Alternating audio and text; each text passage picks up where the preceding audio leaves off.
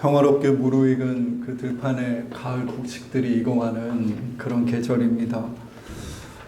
그 곡식들 사이에 메뚜기가 한 마리 앉아 있으면 아마 아이들은 신이 나서 메뚜기를 잡으려고 손을 뻗으며 달려갈지도 모르겠습니다. 오늘 이야기는 메뚜기로부터 시작합니다. 메뚜기는 주로 풀이 무성하게 나는 밭이나 논에서 벼와 콩 따위를 먹고 자랍니다. 어렸을 때 메뚜기 튀김 먹어보신 적 있으신가요?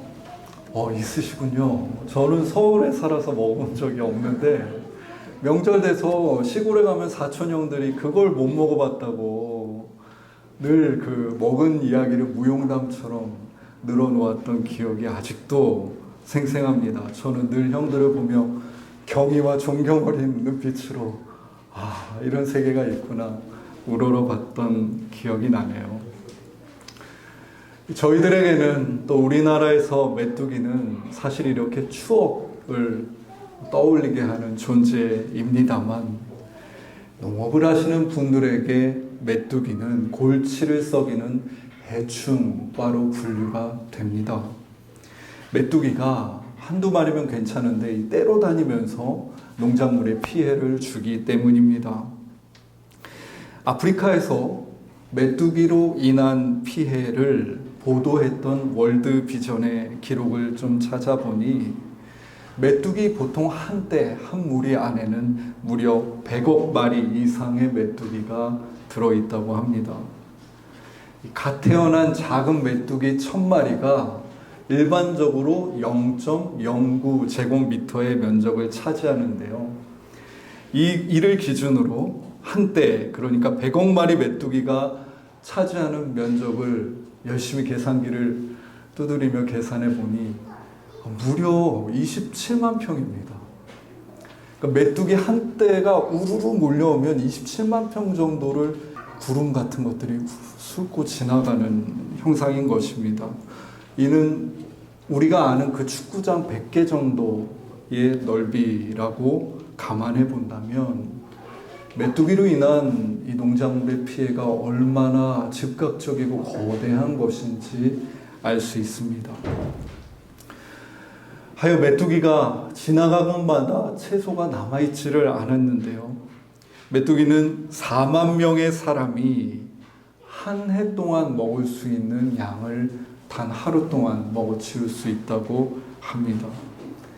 실질적으로 가장 큰 그 피해 사례로 1958년 에티오피아에서 한 번의 메뚜기 재해로 16만 7천 톤의 곡물, 무려 100만 명의 사람이 한 해 동안 먹을 수 있는 분량의 곡물을 잃었던 적이 있다고 기록되어 있습니다.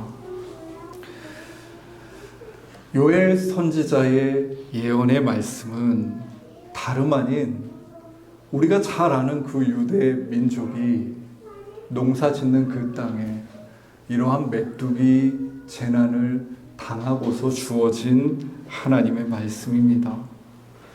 요엘 1장 4절을 보면 팥중이가 남긴 것을 메뚜기가 먹고 메뚜기가 남긴 것을 느치가 먹고 느치가 남긴 것을 황충이가 먹었도다 라고 증언합니다.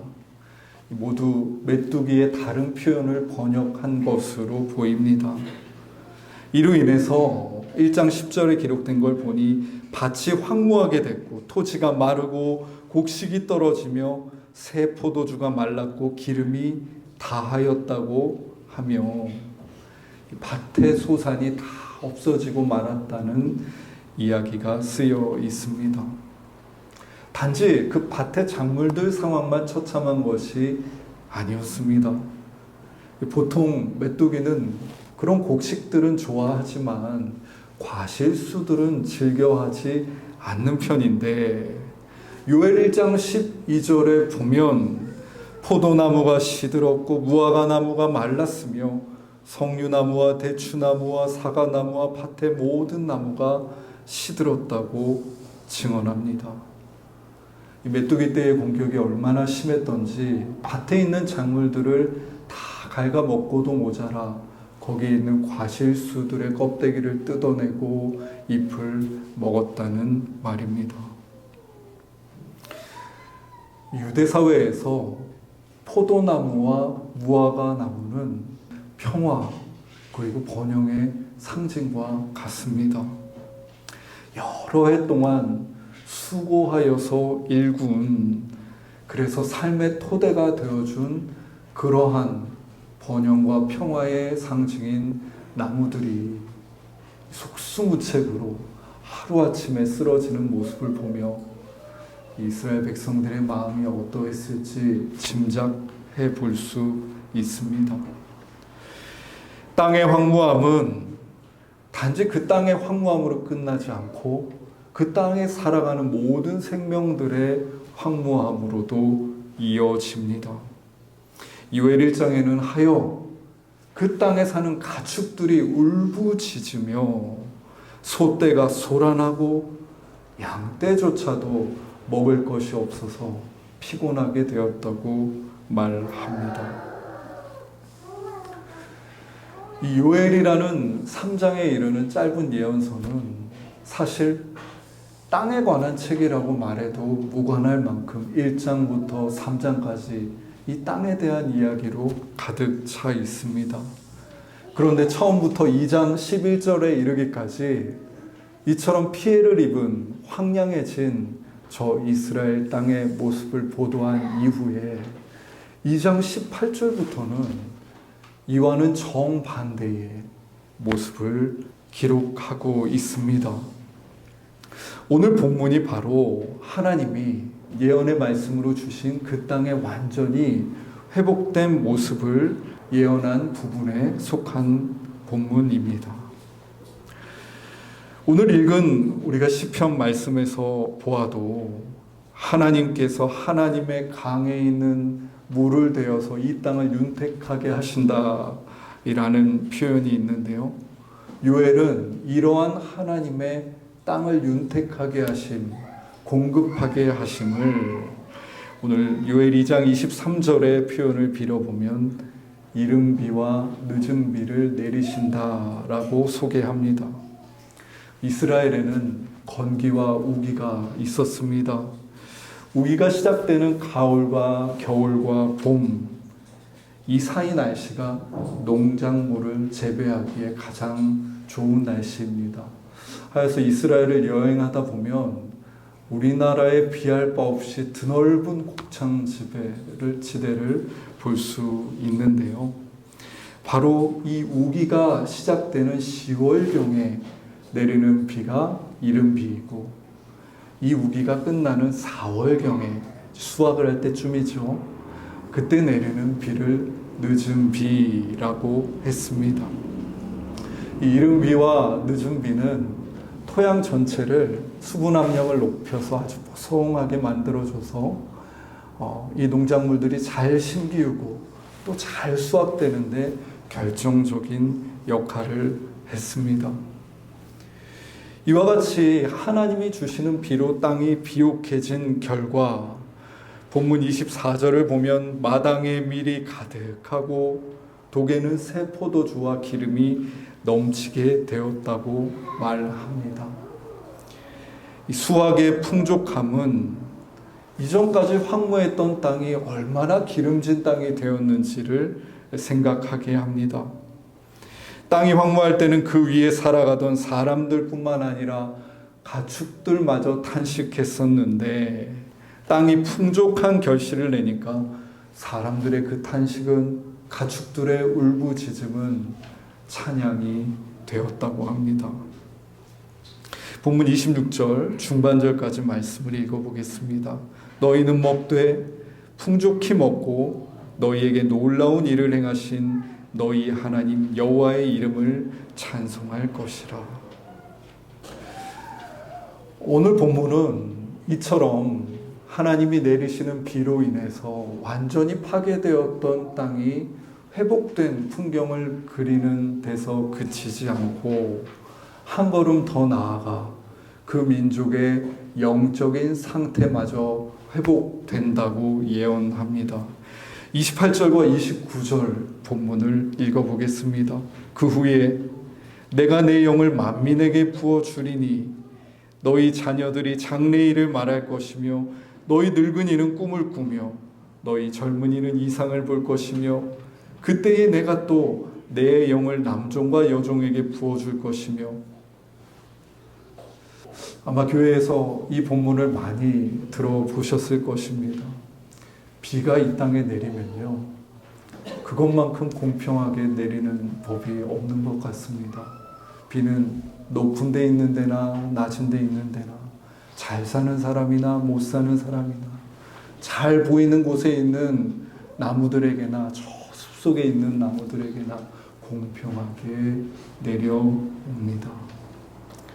하나님의 영이 내리되 마치 이 비처럼 고르게 공평하게 모든 사람들에게 부어진다는 말씀입니다.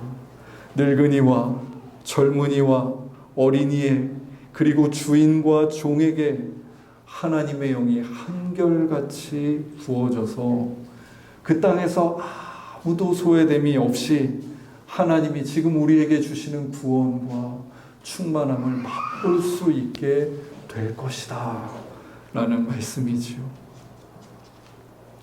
요엘은 이렇게 파괴된 땅의 모습을 한참 이야기한 뒤에 사람들이 상상하지도 못했던 하나님이 회복하실 그 땅의 모습과 더불어 회복된 민족의 모습까지도 이와 같이 선명히 그려냅니다. 당연히 질문이 생깁니다. 땅의 책인 요엘 안에는 어떻게 이처럼 극단적인 두 개의 땅의 모습이 함께 제시될 수 있는가? 메뚜기로 인해서 황무해졌던 이 땅은 무슨 연유로, 무슨 과정을 거쳐서 하나님이 예언 가운데 말씀하시는 이와 같은 비옥한 땅이 될 수 있는가? 지금은 그렇지 않습니다만 이 구약 성경 이스라엘 백성들에게 땅은 하나님을 이해하는 아주 결정적인 매개물이었습니다. 당시에는요, 지금처럼 하나님을 아버지라고 말하며 기도하던 시대가 아닙니다. 하나님이 두려워서 하나님의 이름을 부르지도 못했던 시대입니다.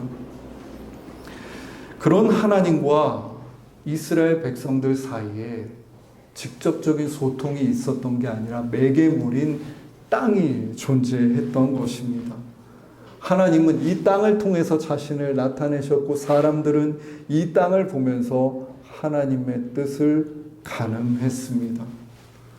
그래서 구약 성경에 나타나는 하나님과 사람 사이의 언약은 이러한 매개물, 땅을 통해 땅을 포함하는 이 삼각형의 모습으로 나타날 때가 참 많습니다. 하나님이 실질적으로 이와 같이 율법을 주시기도 하셨습니다. 이스라엘 백성들에게 처음 주셨던 신명기 율법에는요, 너희가 만약 나에게 순종하는 삶을 살면 토지의 소산을 많게 하시며 때를 따라 비를 내려주시겠다고 말씀하셨습니다. 출애굽해서 하나님이 누군지 배워가고 가나안 땅에 정착해서 이제 그분의 뜻대로 살아가려는 이스라엘 백성들에게 그럼에도 하나님은 좀 막연한 존재였는데 하나님이 땅을 통해서 계속 어떤 사인을 주시겠다고 말씀해 주신 것입니다. 반대로 저들이 악을 행하여서 하나님을 듣지 않고 잊은 채 살아간다면 나타날 징후 중에 이러한 기록이 있습니다. 신명기 28장 38절에서 39절입니다. 내가 많은 종자를 들에 뿌릴지라도 메뚜기가 먹음으로 거둘 것이 적을 것이며 내가 포도원을 심고 가꿀지라도 벌레가 먹음으로 포도를 따지 못하고 포도주를 마시지 못할 것이며.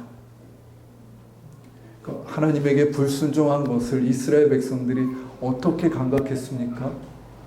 내 땅의 소산이 줄어들고 내 땅의 과실들이 열매 맺지 못하는 것을 통해서 하나님이 지금 우리의 삶을 경책하고 계시구나 느꼈다라는 것입니다. 이스라엘 백성들이 그 초월적이고 우주적인 하나님을 더듬 알아갈 수 있었던 하나의 촉수가 바로 이와 같은 땅이었던 것입니다. 요엘은 그 당시 이스라엘 백성들에게 나타난 메뚜기로 인한 재앙을 해석해야 되는 책무를 가진 성전에서 공적으로 예언하는 사람이었습니다. 그는 신명기 율법을 기억합니다. 그리고 하나님께 예언의 말씀을 받고 말합니다. 이것은 하나님께 악을 행하고 하나님을 잊으며 살아갈 때 하나님이 우리에게 보여주시는 신호이며 사인입니다. 하여 요엘은 백성들에게 삶을 돌이켜야 한다고 선포합니다. 하나님께 돌아오십시오. 우리 회개해야 됩니다. 라고 말합니다. 오늘 본문이 등장하기 이전에 이스라엘 백성들에게 통촉하는 요엘의 목소리를 들어볼 필요가 있습니다. 제가 2장 12절과 13절을 읽어보겠습니다. 여호와의 말씀에 너희는 이제라도 금식하고 울며 애통하고 마음을 다하여 내게로 돌아오라 하셨나니 너희는 옷을 찢지 말고 마음을 찢고 너희 하나님께로 돌아올지어다. 요엘은 저들이 당한 그 재앙 앞에서 백성들을 불러 모읍니다. 장로들, 어린이들, 젊은이들, 늙은이들 할 것 없이 다 모였습니다. 엄마와 아빠도 젖먹이도 나왔습니다. 신랑과 신부도 나왔습니다. 전 민족적인 금식에 모두가 동참하며 재앙 앞에 멈추어 내 삶을 돌아보고 우리의 삶을 돌아봐야 했습니다. 2주 전에 제가 암으로 투병했던 아서 프랭크라는 사람의 이야기를 드리며 이 고통 속에 벤티지 포인트, 내 삶을 더 조망하기 좋은 지점을 만나게 된다라는 말씀을 드린 적이 있습니다. 질병으로 인한 고통뿐만 아니라 이 삶에 찾아오는 또 민족적으로 찾아오는 이러한 재앙 속에서도 성회로 모여서 기도하는 저들에게 그 시간은 다름 아닌 벤티지 포인트, 내 삶을 돌아보고 돌아볼 수 있는 시간이었고 그곳에서 그들은 비로소 정신없이 살아왔던 내 삶의 어떤 부분이 왜곡되고 잘못되었는지를 돌아봅니다. 아파합니다. 저들의 제사장은 이러한 기도를 공적으로 드립니다. 여호와여, 주의 백성을 불쌍히 여기소서. 아픈 가슴을 치며 드리는 이 기도는 자신의 죄를 명확하게 직시한 사람만 드릴 수 있는 탄식의 기도입니다. 일그러진 내 삶이 부끄럽고 이제 어쩌면 내가 손쓸 수 없을 정도로 너무 죄악으로 물든 이 삶에 하나님만이 유일한 희망입니다. 주님, 우리를 불쌍히 여겨주십시오 하며 드리는 기도입니다. 이 고백이, 이 모임이 전환점이었던 것입니다. 하나님께서 울며 기도하며 탄식하며 나를 긍휼히 여겨달라는, 불쌍히 여겨달라는 그들의 기도를 들으셨고 응답하신 것입니다. 아니, 그들이 하나님을 향해서 기도를 드리고 하나님이 그 소리를 듣는 순간 이미 그들 안에 회복은 시작된 것이며 그들의 영혼과 마음과 그 땅에 비는 내리기 시작한 것 아니겠습니까? 우리가 오늘 읽은 복음서 성서일관 말씀에서도 이와 같은 모습으로 매 마른 땅에 비가 내리는 풍경을 다시 한번 볼 수 있습니다. 우리 삶을 한 줌의 땅이라고 생각해 보려 합니다. 우리는 땅, 흙으로 지어진 존재이기도 하니까요. 한 줌의 땅과 같은 바리새인이 한 줌의 땅과 같은 세리가 그 땅을 가지고 하나님 앞에 나아옵니다. 성전에서 기도를 시작합니다. 바리새인이 기도합니다. 토색, 불의, 가늠한 자, 저 세리와 자신을 비교하면서 주님, 제가 저들과 다르게 살 수 있어서 감사합니다. 저들보다 의로운 삶을 살 수 있어서 감사하다고 말합니다. 잘못된 감사입니다. 누군가와 비교 평가해서 내가 더 잘되고 내가 더 건강하고 내가 더 성공했다고 감사를 고백하는 것은 냉정하게 말씀드려서 기도라기보다 자기 안도, 자기 만족을 추구하는 일이며 기도를 통해 이 땅에서 나의 입지와 자기를 강화하려는 시도에 불과합니다. 안타깝게도 우리와 이 땅과 교회 안에는 이런 잘못된 감사가 만연하게 스며 있습니다. 하나님, 제가 동양인이 아니라 백인이어서 감사합니다. 헛된 소리입니다. 주님, 제가 우크라이나나 러시아인이 아니어서 감사합니다. 결코 하나님이 듣지 않으시는 감사입니다. 지금 자기 옆에 있는 세리보다 낫다고 만족하며 감사하는 저 바리새인에게 필요한 것은 비교 평가에 근거한 감사가 아니라 자신을 바리새인으로 나게 하시고 자라게 하신 하나님의 뜻에 대한 무거운 책임감이어야 합니다. 하나님께서 나를 이 땅의 이 민족의 이 바리새인 가정에서 나고 자라게 하신 뜻이 무엇입니까? 오히려 물으며 그 뜻을 따르고자 기도해야 되는 것 아닙니까? 반대로 사회적으로 무참히도 비난받으며 세리 일을 하면서 살았던 두 번째 기도자는 옆에서 그런 기도를 들으며 비슷한 기도를 하려고 해도 할 것이 하나도 없습니다. 그 삶에 비교 우위할 것이 전혀 없었으니까요.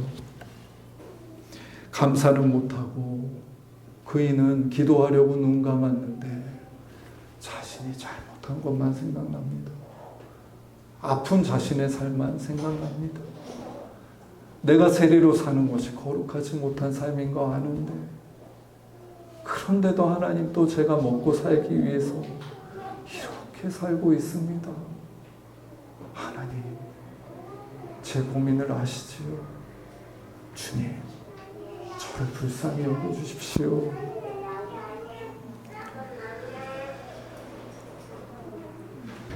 이 삶에 있는 괴리감으로 괴로워하며 하나님의 긍휼하심을 간절하게 요청하는 이 세리의 기도, 여러분, 요엘서에서 그 황폐한 땅 앞에 백성들이 나를 긍휼히 여겨주십시오 드리던 그때부터 이 세리에게까지 이어져 온 하나님 앞에 온전히 엎드린 자들이 드려온 기도 아닙니까?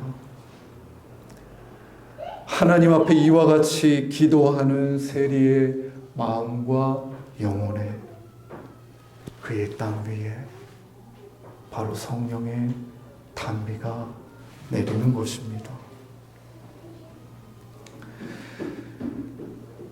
하나님이 사랑하시는 숫가족 여러분, 만약 우리의 삶이 한 줌의 땅이라면 지금 우리의 삶은, 우리의 땅은 어떠한 모습입니까?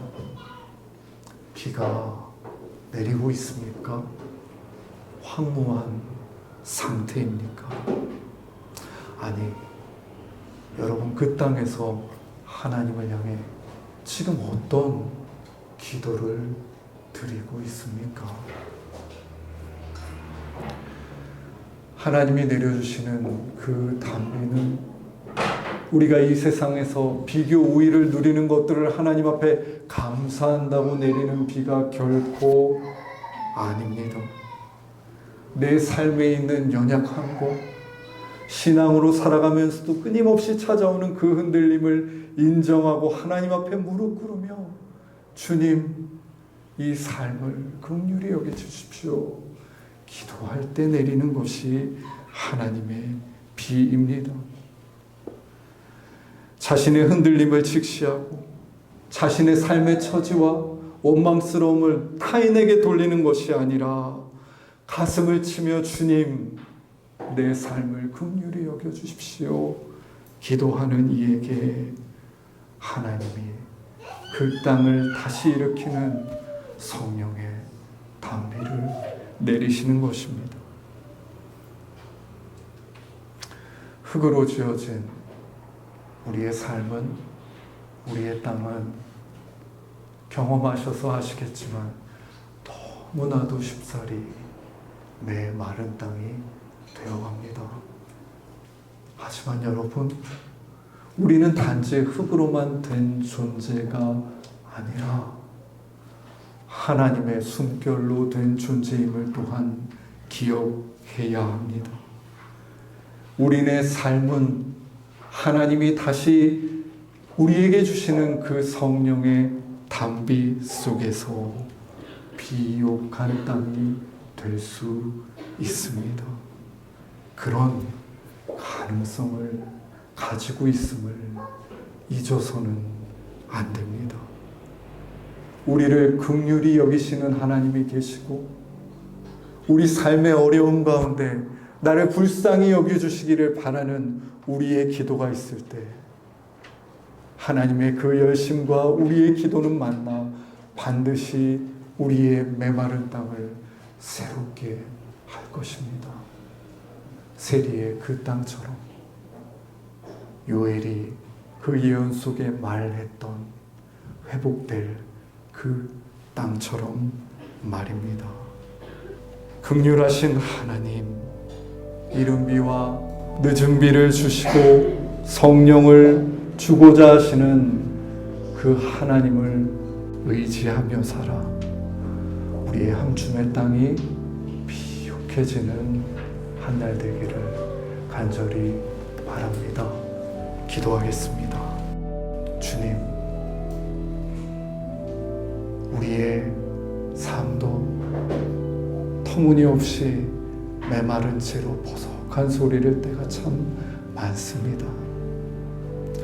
우리의 삶도 어찌할 수 없었던 세리의 삶처럼 탄식과 아픔으로 무릎 꿇게 될 때가 참 많습니다. 주님, 우리가 주님의 긍휼하심을 바라며 나를 불쌍히 여겨주십시오 기도할 때에 우리의 기도를 들어주시고 성령의 단비를 내려주십시오. 우리가 스스로 전환시킬 수 없고 변화시킬 수 없는 우리의 몸과 영혼과 마음을 성령께서 임하시고 비옥한 땅으로 일구어 가 주옵소서. 예수님의 이름으로 기도드립니다. 아멘.